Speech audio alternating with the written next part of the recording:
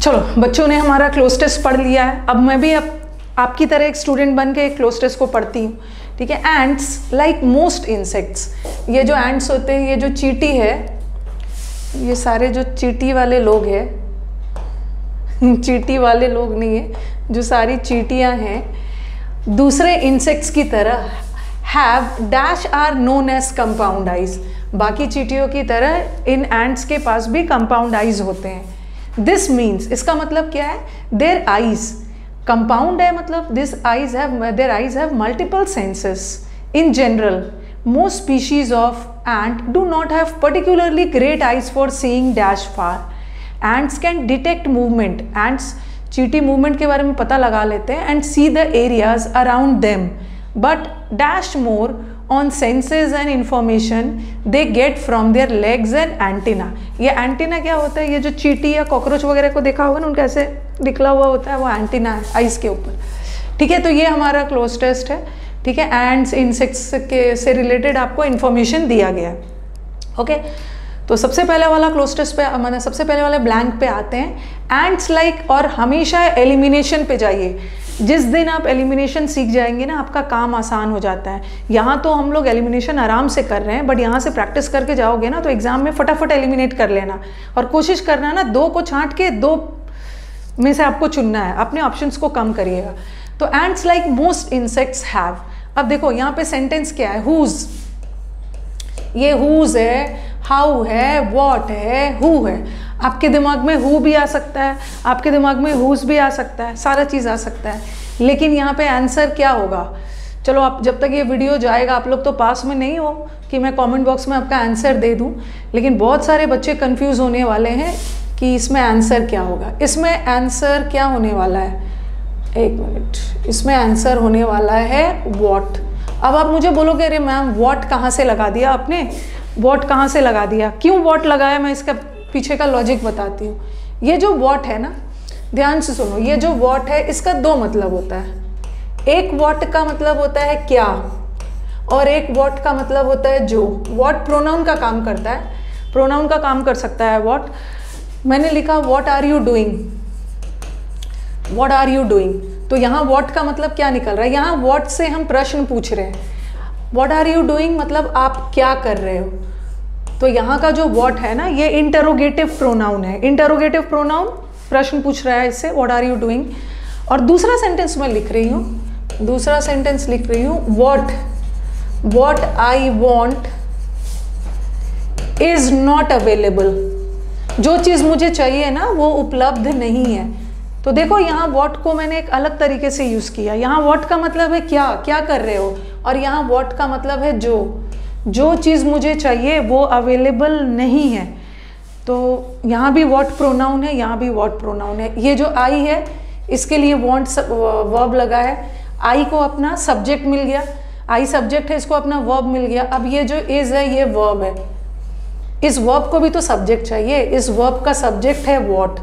What भी subject का काम कर सकता है प्रोनाउन के रूप में, ठीक है, प्रोनाउन के रूप में। और यहाँ व्हाट का मतलब जो है, जो चीज़ मुझे चाहिए वो मुझे अवेलेबल नहीं है, और यहाँ तो क्या के सेंस में। तो व्हाट को हम 2 तरीके से यूज़ कर सकते हैं। सबसे पहले तो मैंने ये डिफरेंस बताया। अब मुझे दूसरा चीज़ क्या बताना है, आपके एग्ज़ाम में मैंने बहुत सारा क्लोज टेस्ट ऐसा भी करवाया है ना आप लोग को, जहाँ पे ऑप्शन में दैट है और ऑप्शन में व्हाट है, और आप कंफ्यूज हो जाते हो कि मैम दैट लगाएं या व्हाट लगाएं। तो मैं इसको क्लियर करती हूँ।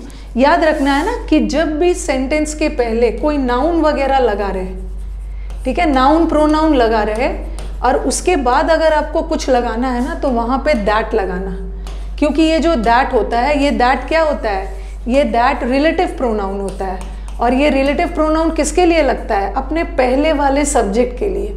तो जब भी ऐसा ऑप्शन दिख जाए जहाँ पे आप कंफ्यूज हो रहे हो कि दैट लगाना है कि व्हाट लगाना है, तो वहाँ पे देख लेना। अगर ब्लैंक के पहले कोई नाउन प्रोनाउन लग रहा है तो वहाँ पे दैट लगाना।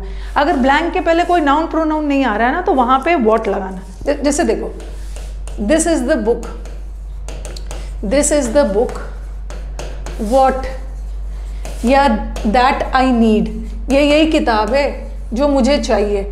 और फिर मैंने लिखा दिस इज दैट या व्हाट आई नीड। बहुत इंपॉर्टेंट है, इसको एकदम ध्यान रखना।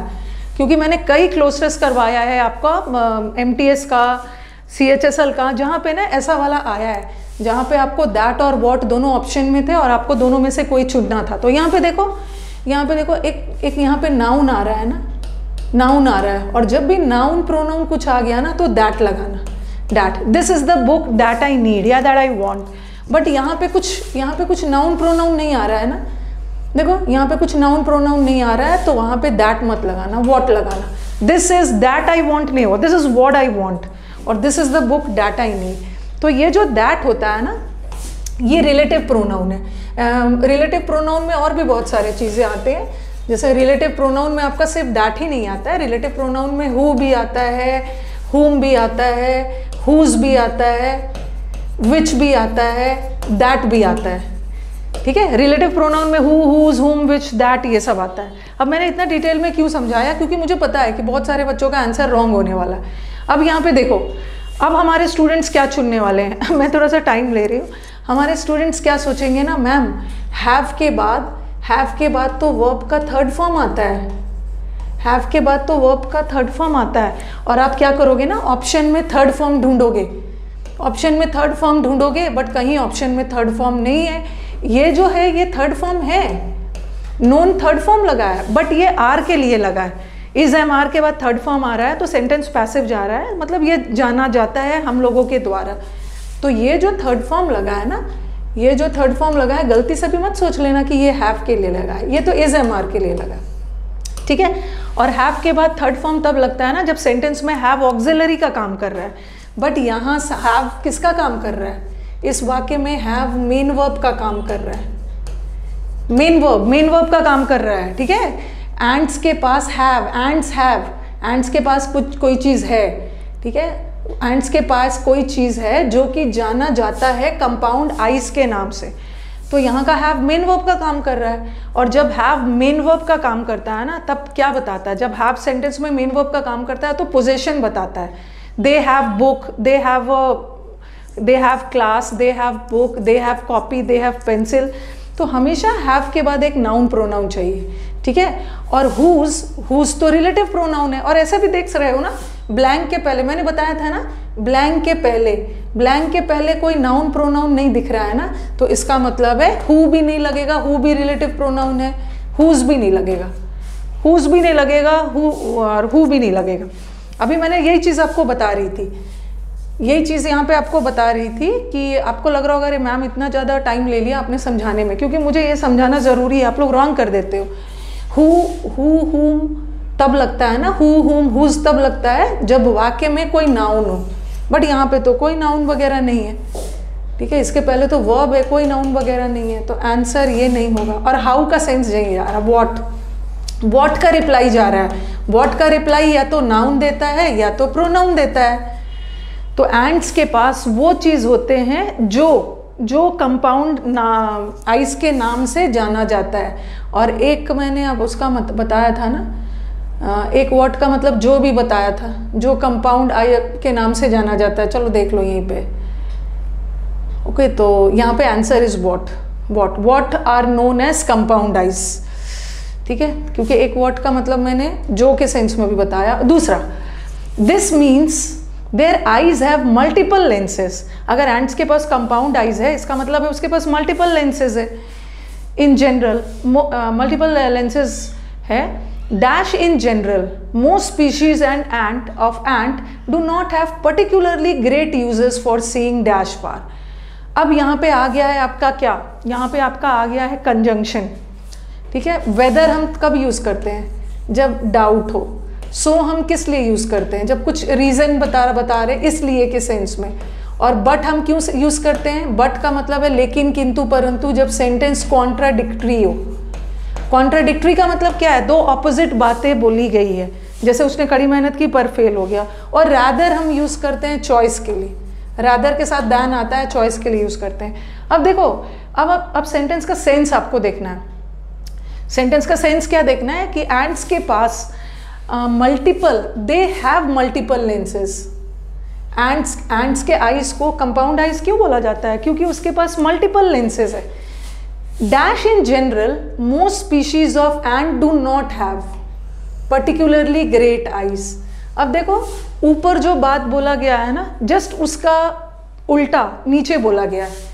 ओके उसके नीचे जस्ट उल्टा बोला गया। पहले तो इन्होंने बोला है दिस मीन्स कि this eyes they have multiple lenses in general, but बहुत सारे ऐसे भी प्रजातियां हैं जिसके पास ग्रेट आईज नहीं है। तो यहाँ बोला है हैव और यहाँ बोला है डू नॉट हैव, तो दो ऑपोजिट बातें बोली जा रही है, तो बट लगाओ, ये बट ठीक है, कारण नहीं बताया जा रहा। नेक्स्ट वाला ant do not have particularly great eyes for seeing dash far. हाँ, सीइंग डैश फार, उनके पास इतने बड़े आईज नहीं होते हैं ना कि वो बहुत दूर तक देख पाए। फार का मतलब है दूरी के सेंस में, दूर तक देख पाए। अब देखो ये सम क्या बताता है, सम मात्रा के सेंस में यूज करते हैं। सम का मतलब है कुछ, जैसे सम वाटर, सम स्टूडेंट्स।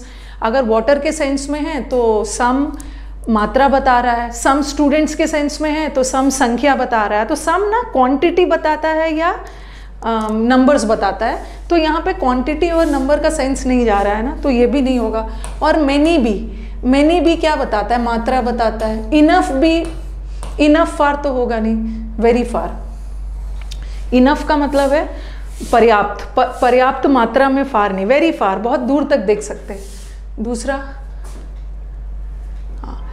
तो ants can detect movement and see the areas around them but dash more on senses.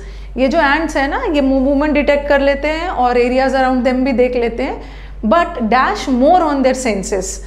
ये जो एंट्स वगैरह है अपने सेंसेस पे डैश करते हैं। तो देखो स्ट्रगल है, रिलाई है, शाउट है, कैलकुलेट है। अब आपको क्या देखना, ये वर्ड ऑन लगा है, तो कैलकुलेट के साथ ऑन लगता नहीं है। जब भी आपको दिक्कत होने लगे ना कि कौन सा वर्ड चुना जाए, तो थोड़े आगे पीछे के वर्ड्स देखोगे तो आपका आंसर मिल जाने वाला। You don't calculate on, you don't shout on. और अपने सेंसेस पे शाउट थोड़ी करेंगे, ये अपने सेंसेस पे निर्भर करते हैं, निर्भर रहते हैं। तो रिलाई का मतलब होता है डिपेंड ऑन, ठीक है, तो रिलाई हो जाएगा यहाँ पे। अब लास्ट वाला आ जाओ, लास्ट वाला, but rely more on senses and information they get from there legs and antenna dash from there legs. अब आपके पास दिमाग मतलब आपके पास दैन भी है, दैन हम यूज करते हैं कंपैरिजन के लिए, दैन हम कंपैरिजन के लिए यूज करते हैं। दस भी है, देन भी है, व्हेन भी है। अब आपके दिमाग में क्या क्वेश्चन आ रहा हो कि अरे क्या किया जाए। अब थोड़ा सेंटेंस देखो, but they dash more on senses, more word लगा है। ये जो एंट्स वगैरह है ना, ये सबसे ज़्यादा निर्भर होते हैं अपने सेंसेस पे, अपने सेंसेस और इंफॉर्मेशन पे जो उनको अपने लेग्स और एंटीना से मिलता है, ना कि अपने आईज से। तो यहाँ पे मोर भी लगा है, दो अंगों के कंपैरिजन हो रहा है। उनको अपना सेंसेस लेग्स और एंटीना से ज़्यादा मिलता है, ना कि आँखों से। और मोर लगा है ना, इसका मतलब है दो सेंसेस का स्रोत पता चल रहा है, तो हम क्या लगाएंगे, दैन मोर लगा है, मोर कंपेरेटिव है। जैसे बोलते हैं ना मोर देन दिस, उनका सेंसेस एंटीना और वहाँ से ज़्यादा आ जाता है, एंटीना से, ना कि आईज से आता है। ओके।